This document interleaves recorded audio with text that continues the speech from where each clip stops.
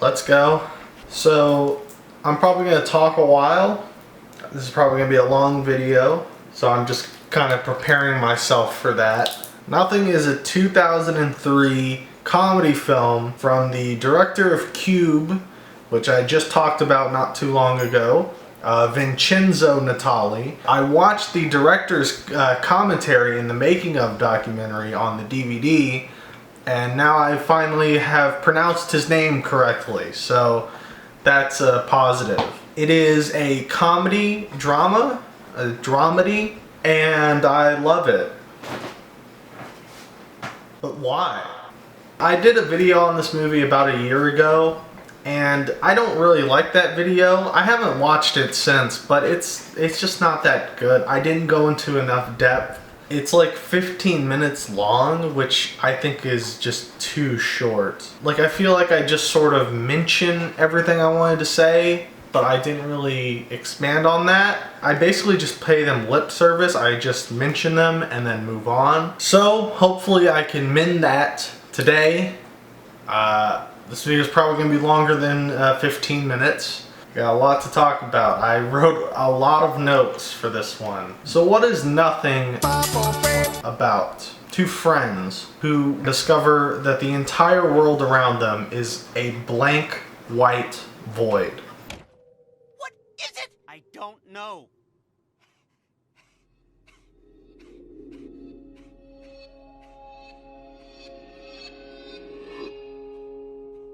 The premise is great and it is executed perfectly. I'm gonna get more into how the effects for this movie were done. For a movie that you think would just be really simple effects wise, but I'm getting ahead of myself. Let's start at the beginning of the movie. Now, I will be spoiling this movie, and considering that I really enjoy and love this movie and am going to recommend it at the end of this video, you might not want to be spoiled. I don't think being spoiled will like ruin your experience with the movie. It's not like a whodunit or something where the whole point is the mystery. I think the main thing you will miss out on is the where the fuck is the story going element of the movie, which is neat, but I don't think it's necessary to enjoy it and appreciate it. And in some ways it may actually help, because a big criticism I see of this movie is that it's aimless and that it doesn't really, it just like sort of wastes time. And so maybe knowing what you're getting into beforehand might actually help you to appreciate it more. So I'm gonna leave it up to you if you want to be spoiled. I'll probably do another spoiler warning later into the video. So if like I'm talking about it and then the movie looks interesting and you wanna hop off the video and then watch it and then come back, you can do that. So if my recommendation is enough, then you can just watch it now, or I can talk about it and then halfway through or whenever I have the extra spoiler warnings, you can be like, oh, this looks interesting, I'm gonna watch it.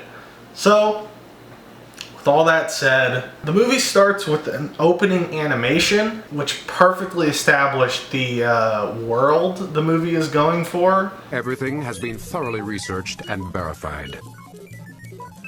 Dave and Andrew are best friends. They've been best friends since they were 9 years old. Andrew was an extremely nervous young man. He was afraid of just about everything.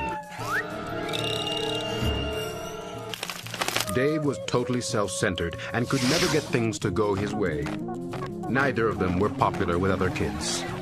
And it wasn't long before they realized that their best chance of survival was sticking together. Actually, no, the movie starts with opening text, which perfectly established that the movie is not trying to be realistic. The movie is going for this tone of like folklore or a fairy tale, where it's not real, and this opening text really helps to establish that, establishes the characters and the tone and sort of the not quite reality tone that the movie is going for. So then we cut to our two main characters, Dave and Andrew.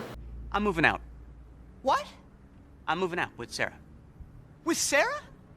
Yeah, with Sarah. Didn't I tell you? No. I'm pretty sure that I did. No, you didn't. I think I did. I swear, you didn't. And I'm telling you, I did. You didn't. I did. Didn't. You really didn't. Well, I could have sworn I did. Anyway.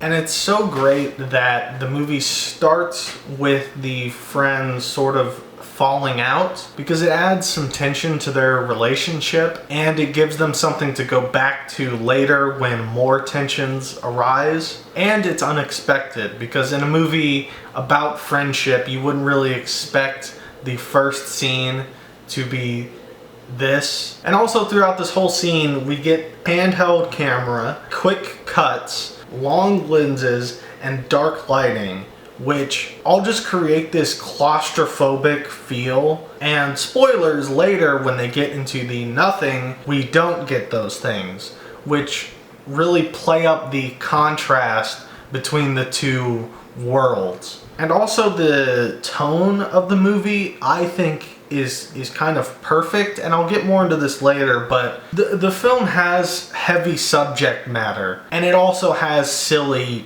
jokes. And some people say that they clash and they don't work, and I can definitely see that perspective, but to me it just makes the serious subject matter more sort of heartbreaking in a way. And again, I'll get more into a specific scene that I think exemplifies this, but I think because of the contrast between the silly scenes and then the actual serious scenes, and the serious scenes are almost treated as like kind of mundane. You can't leave! You'll be fine. No! No, I won't. I'll kill myself. You'll be fine. Why are you doing this? It doesn't matter. Yes, it does. I just want to know why you're abandoning me. I'm not abandoning you. Yes, you are. I'm moving on with my life. And again, I think I can totally get why some people think this doesn't work. And obviously this shouldn't be every movie's goal, because it would not always work out. But the reason I think it works is because the sad scenes in this movie aren't really treated as sad scenes, which to me actually makes them more sad, weirdly enough.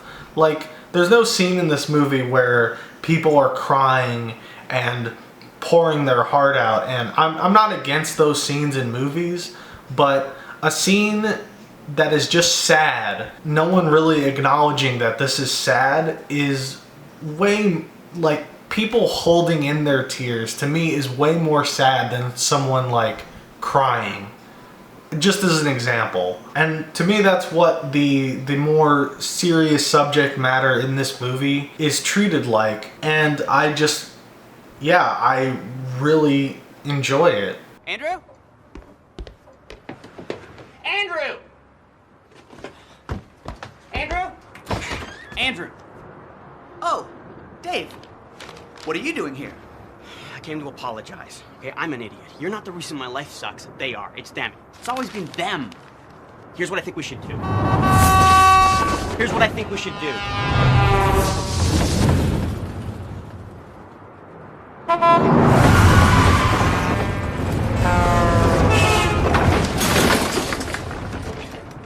We're gonna sell the house, we are gonna take the money, and we are gonna disappear. Where will we go? I don't know. Greece. Spain. Surfeit Bonn, Glannerland, wherever you want, as long as it's far enough away so no one can bother us. What about Sarah? She dumped me. Oh. I'm sorry. Yeah, so what do you say? I can't. You know I can't. Yes, you can. You have to. Come on, this place is killing us. I don't know. It's not that bad.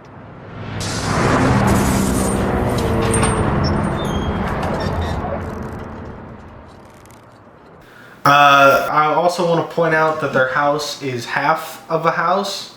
Again, this movie isn't real. It's an exaggerated reality throughout. Yeah, this whole first half is very claustrophobic, And it's also very low budget. You can sort of tell the low budgetness of this movie in this aspect, in this part of the movie, because, like, for example, there's a scene that's supposed to be in a city. You see the city, which is another animated thing, but then it cuts to David, who's walking to his job, and it's just like a random sidewalk. It doesn't look like a sidewalk in a city. It just looks like a suburban sidewalk, which isn't like a big problem, but I'm just saying there's stuff like this throughout this real world section that you can tell the movie's low budget, which actually I think kind of works, again, because it's unreal. This whole first portion of the movie,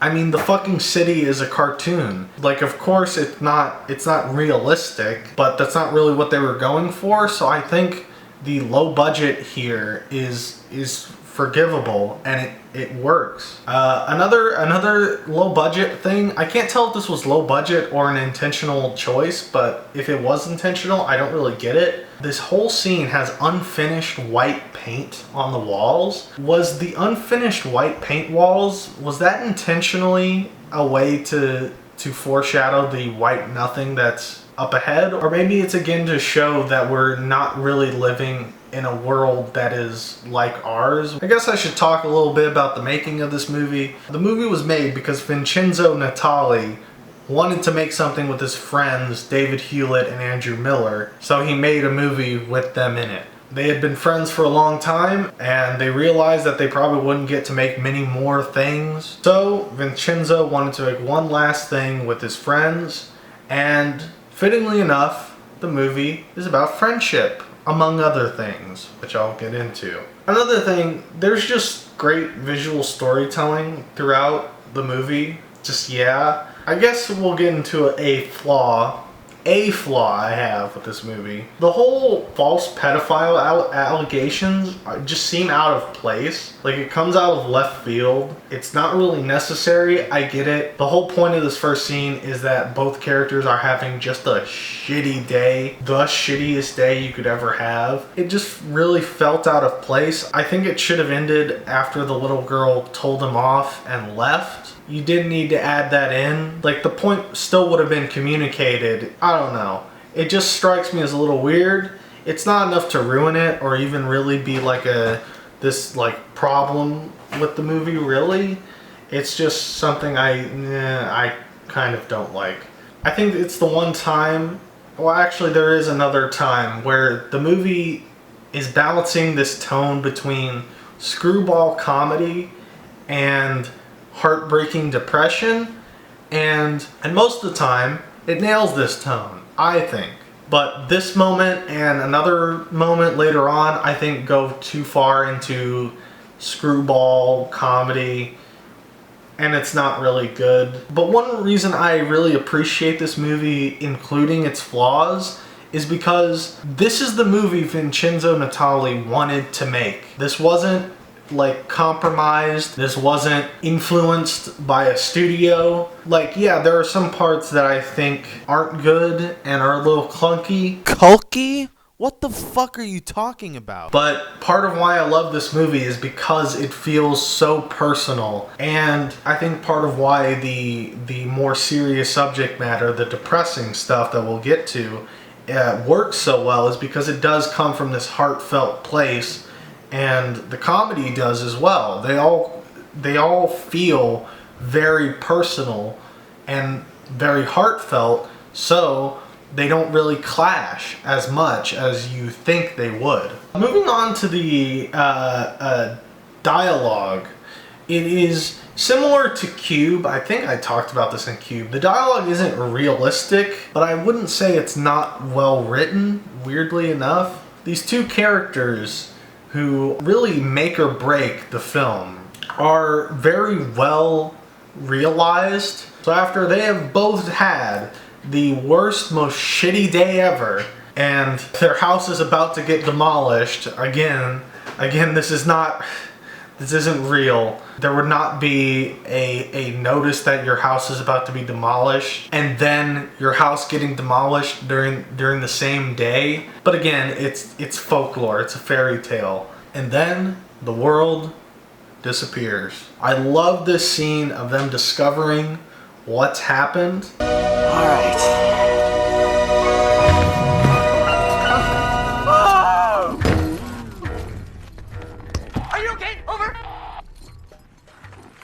I'm okay. Over.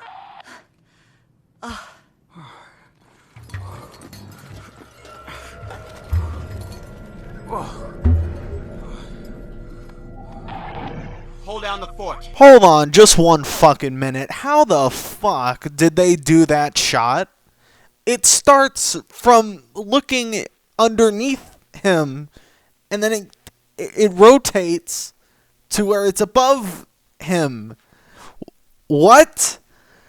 I'm pretty sure they describe how they did this in the commentary, but I can't fucking remember it because it just boggles my mind.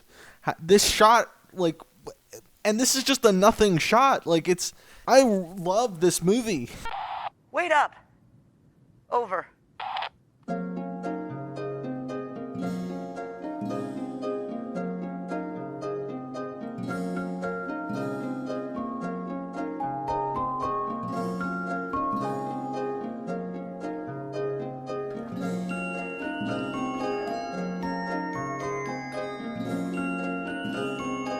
This whole portion of the movie where they actually get into the blank void is really what makes this movie special. And also where the effects of this movie really shine and the characters really shine as well. The reason I watched the commentary was because I was curious how these effects were done, was to get insight about how the nothing was done. And I'm glad I did, because the first time I watched this movie, I don't think I appreciated how much work went into this blank white void. You think it would be simple.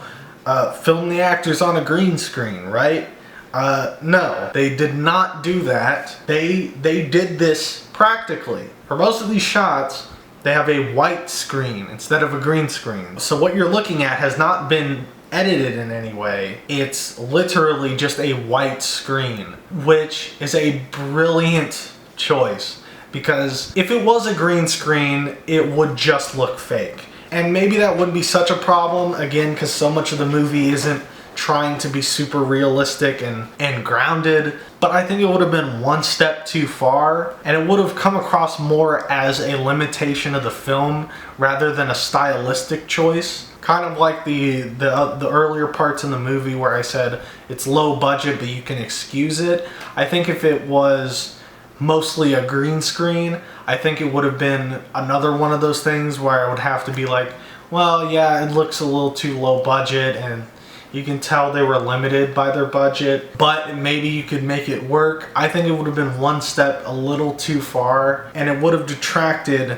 from how real this nothing feels. There's so many lights in this movie. Apparently, it was a really hot set because of how many lights there were. It apparently reached up to 102 degrees. I assume Fahrenheit. I pray to God it was not Celsius. But this is for a reason, because I didn't notice this watching the first time, but when they go outside and into this void, you'll notice there's no shadows. This is what I mean by when you first watch the movie, you're like, oh, this seems easy to do, and you kind of take for granted how fucking difficult this would be. Like right now, you see shadows on my face because there's light coming from this way, but the whole premise of the movie is that it is a white void. There should be light coming from everywhere. There should be no shadows. Having a shadow, it would be another thing where I'd be like, low budget, but oh, well, I guess it's trying to be an unreal thing. But I don't have to do that because they took the work to have lights from all sides and in some cases digitally edit out shadows, which is such a small detail, but again, it really helps to weirdly, like, kind of ground the movie.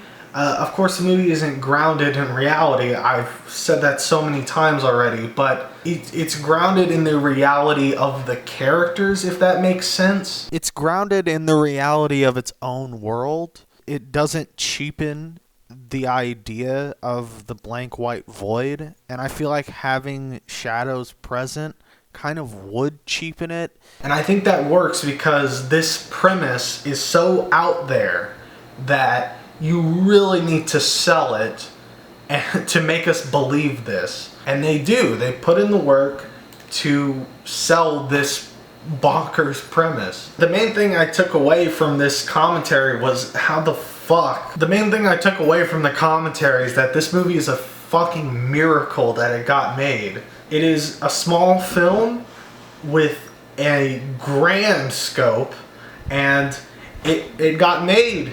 They have a scene where they venture off into the nothing.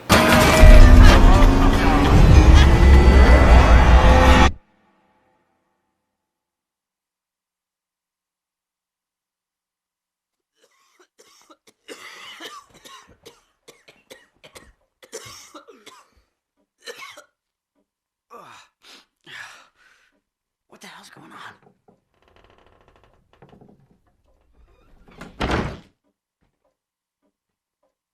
I don't know.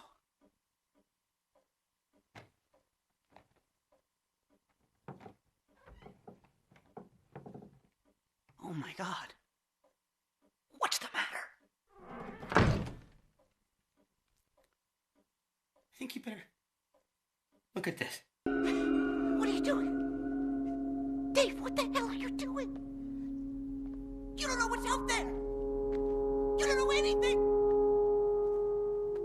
Dave. Dave. Answer me. Dave.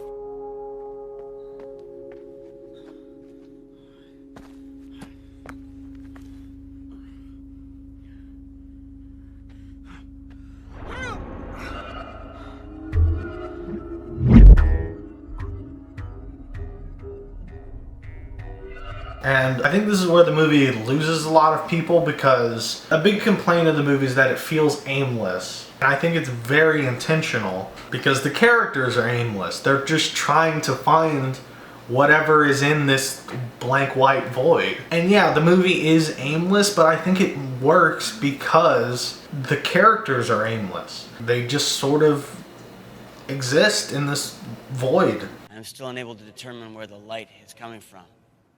The sun, the moon, from above, from beneath. Why don't you tell them that we ran out of food? And yet the light continues to illuminate the vast expanse of emptiness to the north. Tell them how we haven't eaten anything for 12 hours. Hang on a second.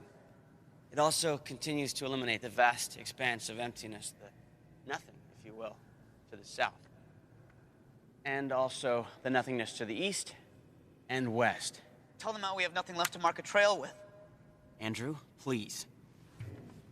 The air quality seems stable, and yet air pressure seems non-existent. It is neither hot nor cold. Tell them how if we keep going, we're gonna lose the trail, get lost, and die. Shut up! We were able to walk without falling through into more nothing, but the surface itself is also nothing. Yes! Nothing! They get it! There's nothing! There's nothing out here, and there's nothing to say! Also, can I just briefly mention this one scene where I don't know if this is a great effect or a bad one. I legitimately cannot tell. Okay, so there's this scene where Andrew is laying on the ground, right? And then David is walking in a circle around him. In reality, what's happening is Andrew is on a turntable and David is walking in place. I learned that from the commentary. But I can't tell if this is an awful effect or a genius one because there is no reference point. If there was a white void and someone was running around and the camera was like following the person running, it would just look like that person was so slowly rotating around, right? Like if I move away from the camera, I'm getting smaller in the frame. But the reason you can tell that is because there's other things in the background you can compare it to. But if there's nothing, then what I did just now would just be me getting bigger in the frame.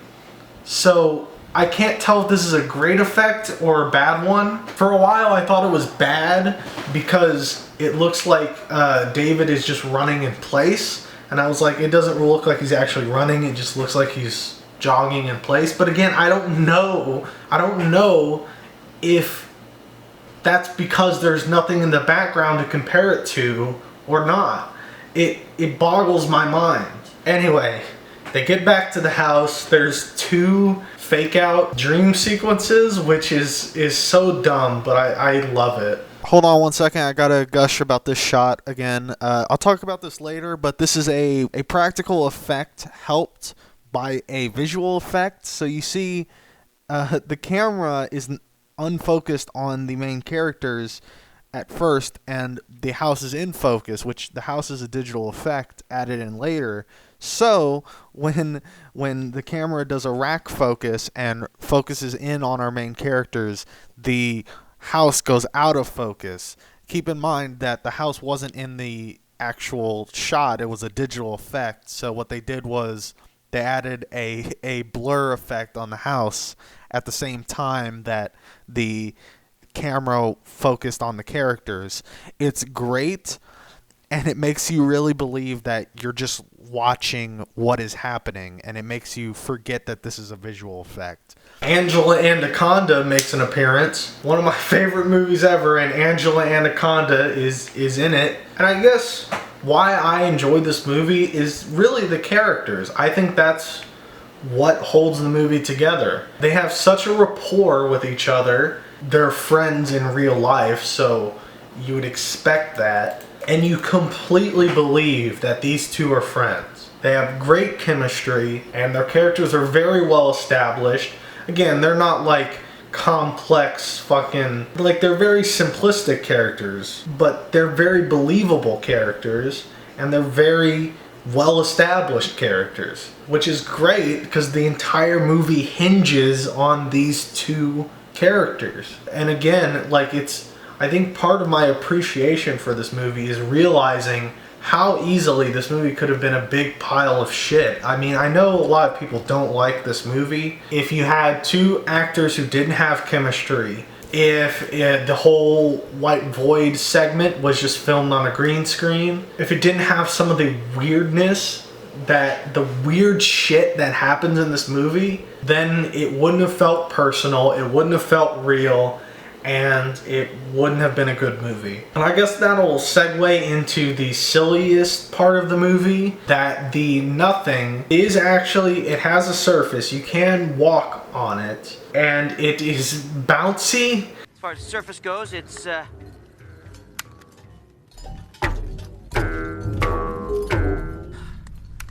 of bouncy. It's like tofu. What? Tofu. I've never actually had it, but I think maybe this is what it would feel like to walk on it. You're right.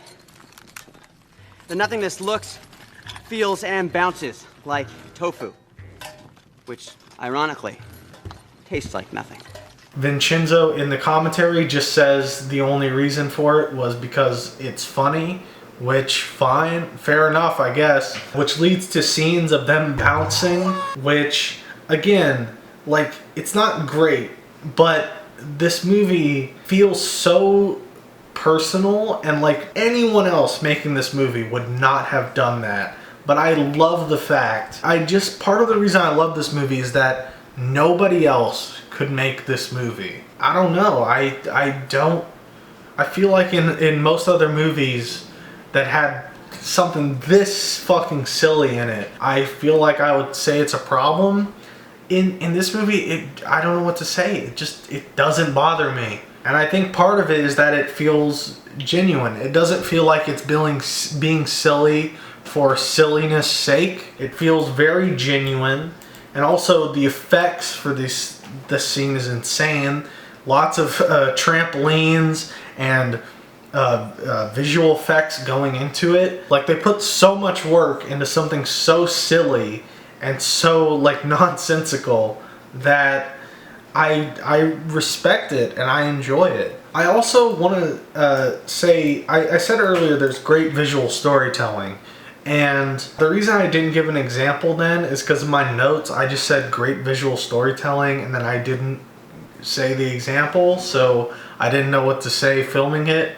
Little insight into my filming of this video here. But one great example is this scene where they're like positioned in the corner of the frame. They're like this. They're like this size in the frame.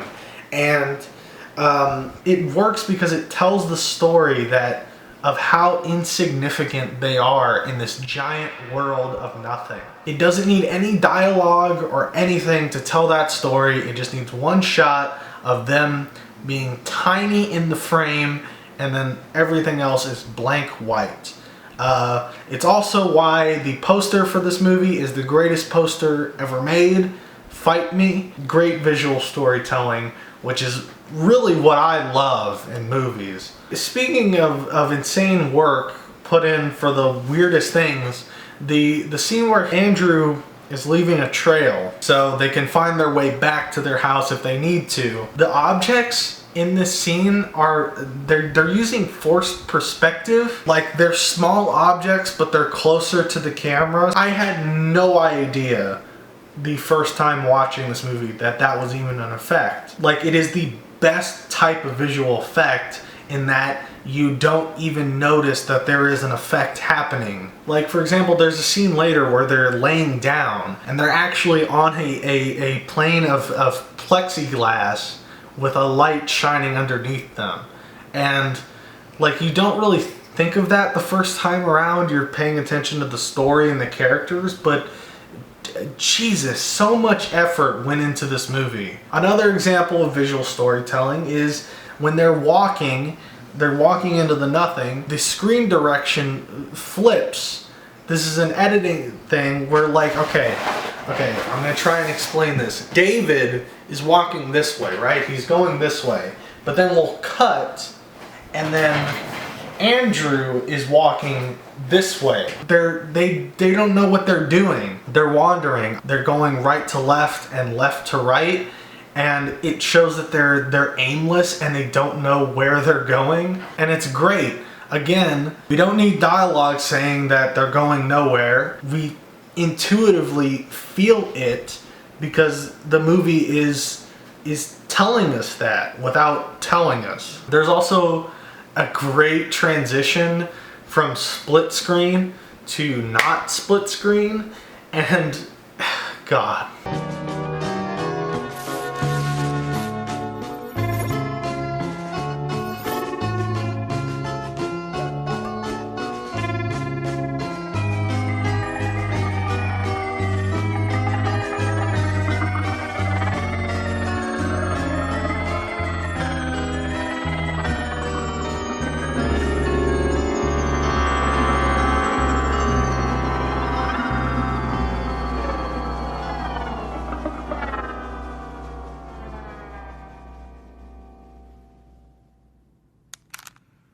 We've been walking for 34 hours, and yet I'm still unable to determine where the light is coming from. To me, the best kind of effect is practical effect with digital effects to enhance it. And this is that because there is a dolly back, so the camera is moving back, and there's also a digital zoom out to help with that. So I'm going to try and mimic this here. I'm not going to dolly back. The camera won't dolly back. I'm going to move back, but I'll try and mimic this right now. Versus just a digital zoom out, which would be this. You see how one feels much better? So they keep exploring the nothing until they find a house that looks exactly like their own. And I don't know why but David just crawling on the ground for so long, it's just hilarious to me. And then there's 2 dream sequences, which is kind of dumb, but I love it. And then we get to the part of the movie that I think really takes this from a very good movie to a great movie. It is the expansion of the idea, because they discover that the reason the world has disappeared is because they discover that they have the power to hate things away. There's this whole scene where if they hate something so much, they can actually physically make it disappear. For as long as I can remember, I've been afraid of going outside, and now it's not there, but I'm not going to be around to enjoy it not being there.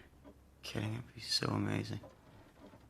No traffic, no work, no telephone solicitors, no taxes, no responsibilities, no people, no nothing. But cable. Yeah, cable. And video games. Yeah. Too bad we're gonna die.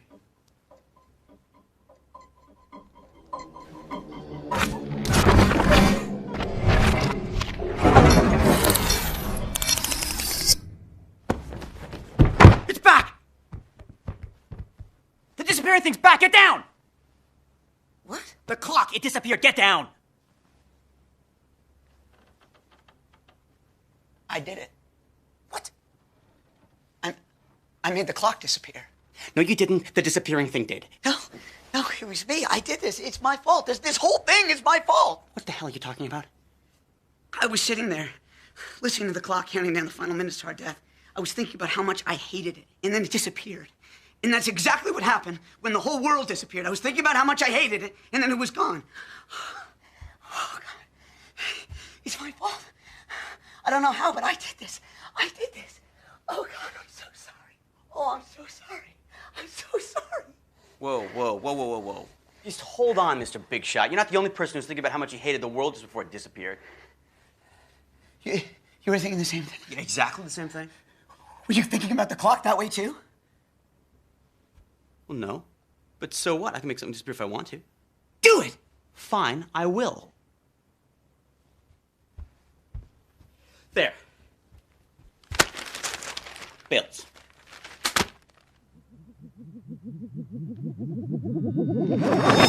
Ha! You did it! You made the bills disappear! Oh, I know what you're saying. The clock was a much bigger object, but the bills are the only thing I really hated, so... No, it's great. It's both of us, you and me. We did this. We made the world disappear.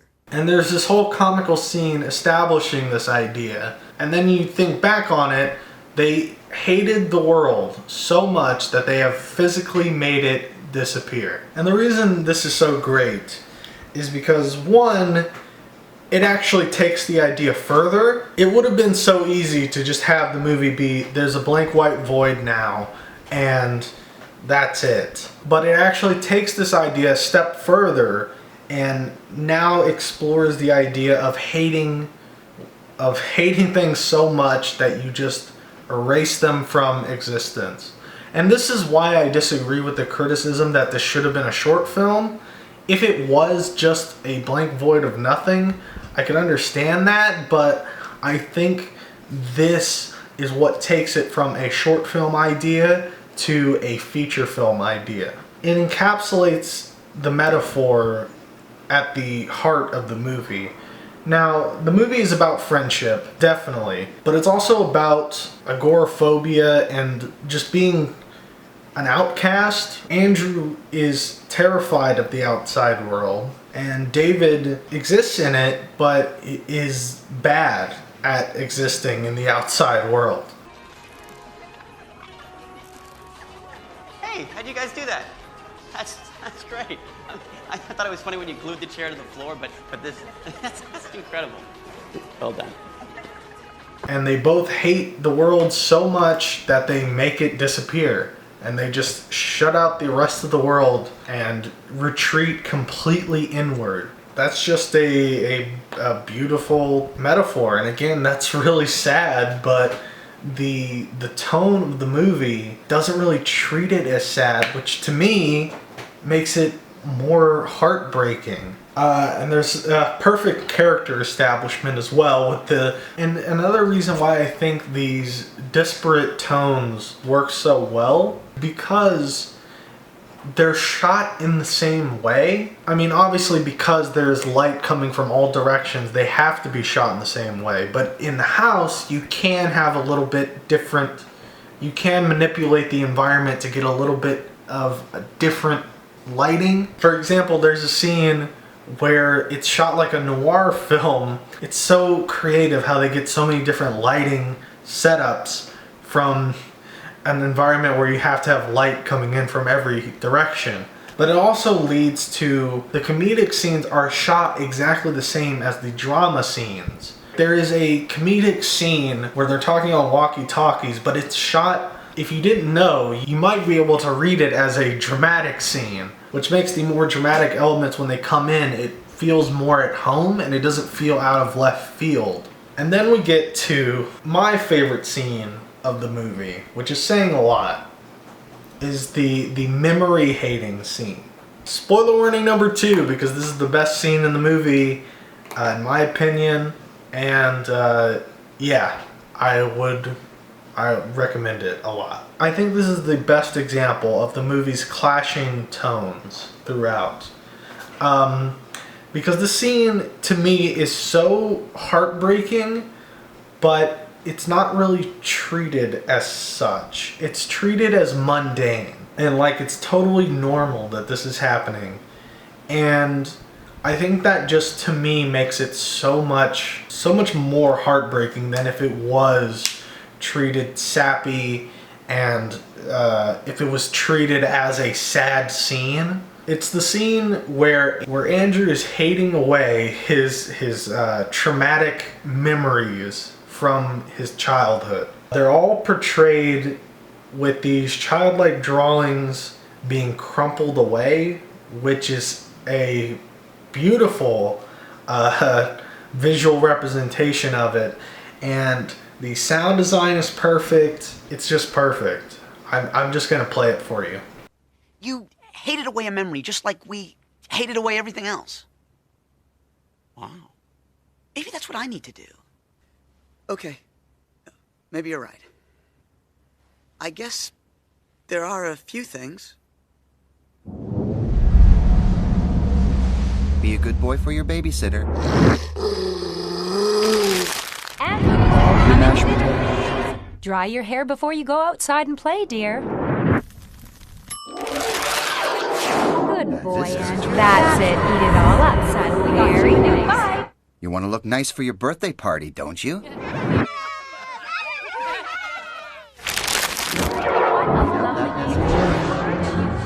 Don't let the bed bugs bite.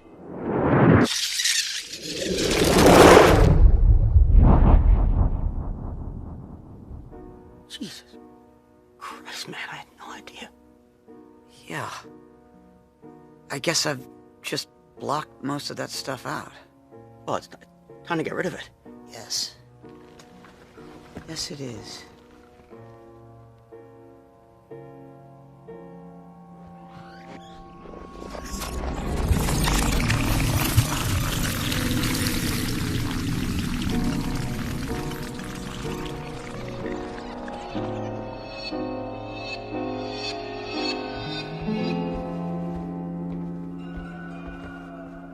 How you feel? Good. Yeah?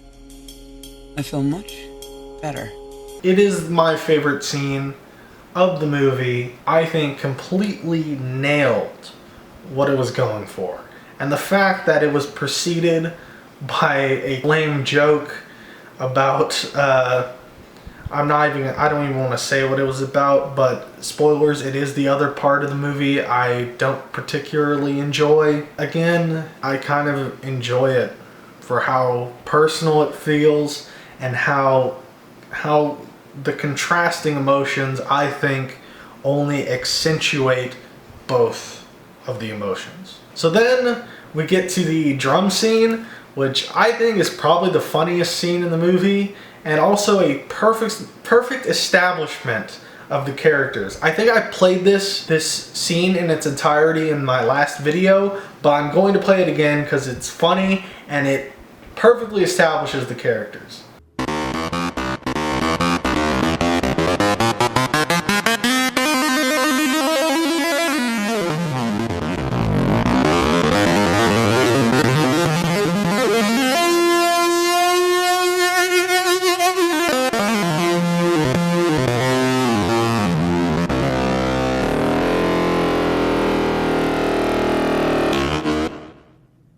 How'd you do that? I don't know. I'm not afraid anymore, and the music's just coming out of me.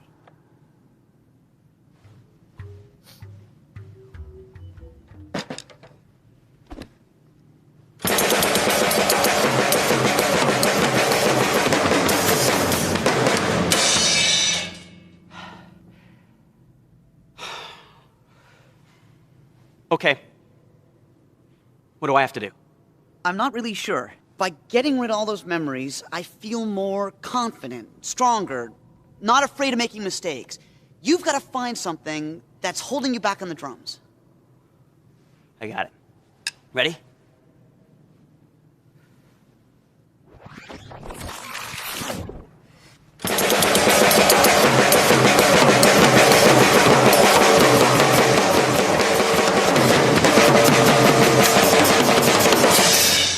Shit! Are you hating away a specific memory because... Wait. This is it.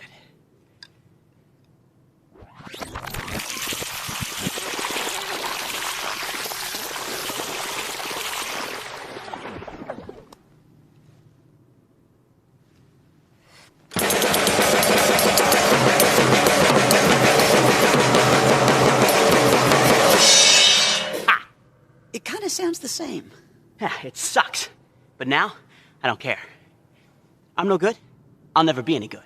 I just hated away the fact that I give a shit.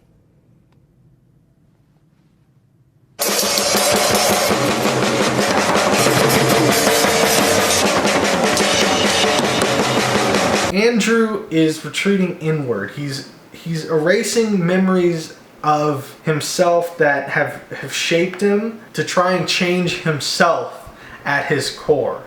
And David is just trying to hate away that people care. He's hating away the fact that he cares about what other people think of him. He's more concerned with the outside world. He's retreating outward, which is the perfect way to show that dynamic. And also, it's at this point in the movie where there is no way to predict where this story is going. This is such a unique plot and a unique way to take this sort of story.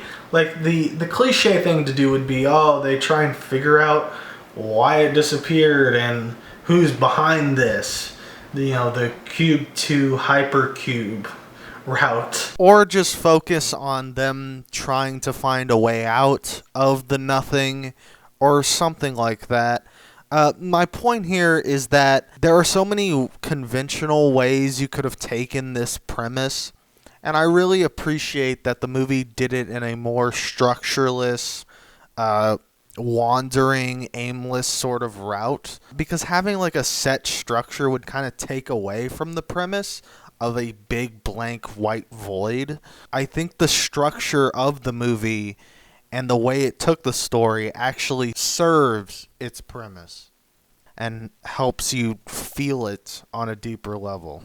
And then we get to the funeral scene. The funeral scene is great because it's where basically Andrew fakes his own death to see how David will react. It's very touching in a strange way. Again, the tone of this movie is just so great at balancing itself. And I love this argument scene. Again, silliness and sadness is here because Andrew is in whiteface the entire time. But I love it also because a thing I love in media is argument scenes where two characters are just trying to take each other down. It doesn't matter if they mean what they're saying. They are just trying to hurt the other person in the argument. I think it's such a great way of building anxiety and tension. So of course they decide to have a video game competition. Because you're a weak, selfish little man and you've been using me for my house and my friendship, but mostly to make yourself seem just a little less pathetic. Well, I'd rather that than be a freak who's afraid of his own shadow. Well, that's all changed now. Yeah, because now you're just a freak.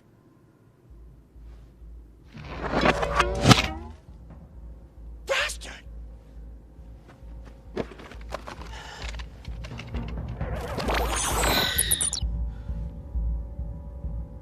We can't both stay here. One of us has to go. It's as simple as that before there is no here.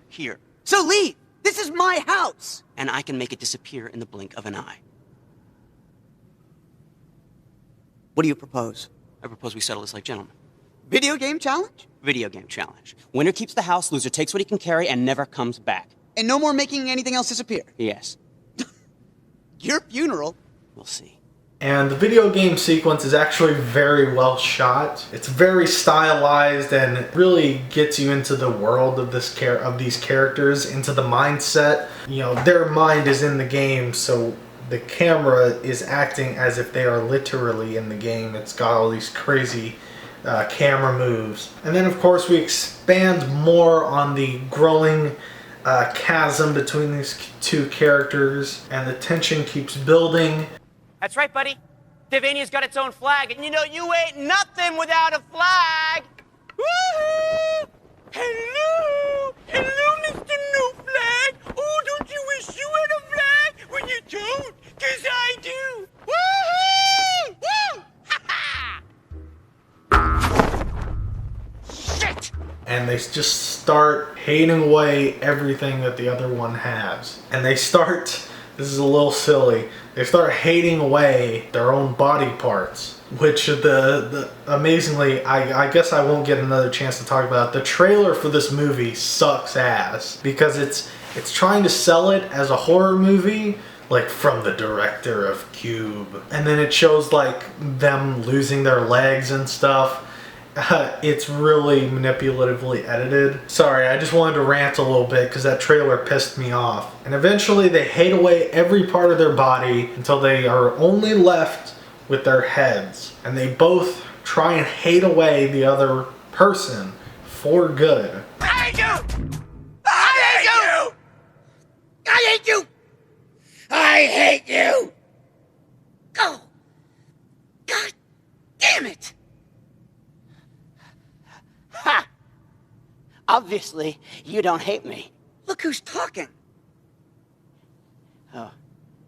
Yeah. I could have sworn I did. Yeah, me too. I guess this means that deep down we don't really hate each other. I guess. I wish we thought of that before. Yeah.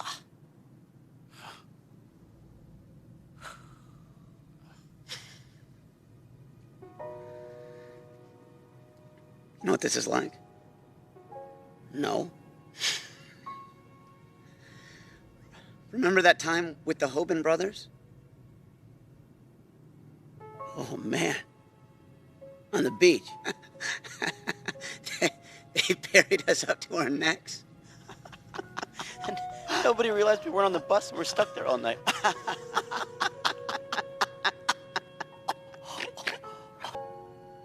So, what do you want to do? I don't know. A couple of smart heads like us out here in the middle of nothing. I'm sure we'll think of something.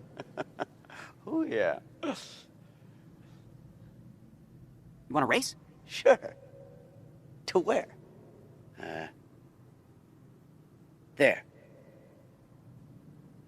There? No. There. There? Yeah. You're on. Oh!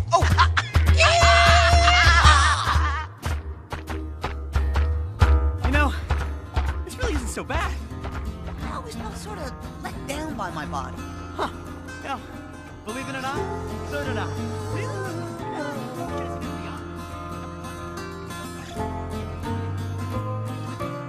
It's a little sappy, cheesy, but a very strong message. And can I just say, I love the fact that we do not go back to the normal world at the end of this movie. Again, the typical screenwriter thing to do is after they've learned their lesson, they go back to the real world and make their lives better. But we don't see that. We can imagine that the story is over at this point. The theme of the movie has been finished. It has been fully explored. The characters have reached their conclusion. We don't need any more. We don't need an epilogue. Sometimes less is more. I mean, the whole movie is less is more. It's literally nothing. So that is nothing. It's not a perfect movie by any means, but it's perfect to me. All the flaws that I have mentioned with this movie, even the parts that I said I didn't like, aren't really things that ruin my experience or bug me or take away from the experience of the movie. It is a deeply personal movie, lots to read into, and selfishly, as someone who is a bit of an agoraphobe myself, the central metaphor of the movie really hit home. And it's not just that I relate to it, it's that I think it is a brilliant metaphor for it as well. The mix of the tones of the dramatic elements and the silly elements are done as well, are executed as well as they possibly could be. I just wanted to bring this up at the end because I think what this movie made me realize more than anything is that everyone is biased to some extent, is that everyone comes into a movie with some baggage. As much as you can try to, there's really no separating you from the art. Like, would I enjoy this movie as much if I wasn't like socially anxious? And I understand that not everyone is going to like this movie, but I don't think I should just be like, oh, well, the movie's not as good, but it really hit home with me, just to sort of appease people who will not have the same reaction to it. I think the emotional connection a movie makes with you is the most important thing that a movie can accomplish. And by God, this movie accomplished that. Thank you all for watching.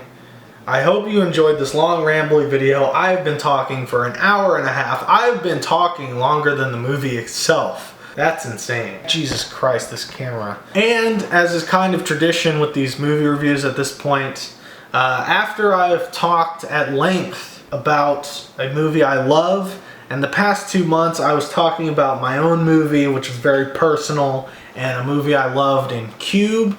It's 3 months I've talked about movies that I enjoy for various reasons. So I think that means next month I gotta talk about some grade A garbage. This camera, Jesus Christ, it's lasted an hour and a half. I'm just gonna carry it now. Thank you so much for watching. I really do appreciate it. This is probably a long ass video, but you made it to the end, and I'm appreciative of that. My brain is falling apart now. Leave a like if you enjoyed. Hit subscribe if you want to see more film review videos and gameplay videos and stuff. I do a lot of different stuff on my channel. I hope you enjoyed. Thank you so much for watching. To the filmmakers and everyone, thanks for nothing. You see, that was a little pun, and also I got that from the commentary. That's how the commentary ends, so I can't really say I came up with that pun. Anyway, thanks, bye, thanks for nothing. Yes! Nothing! They get it! There's nothing! There's nothing out here, and there's nothing to say!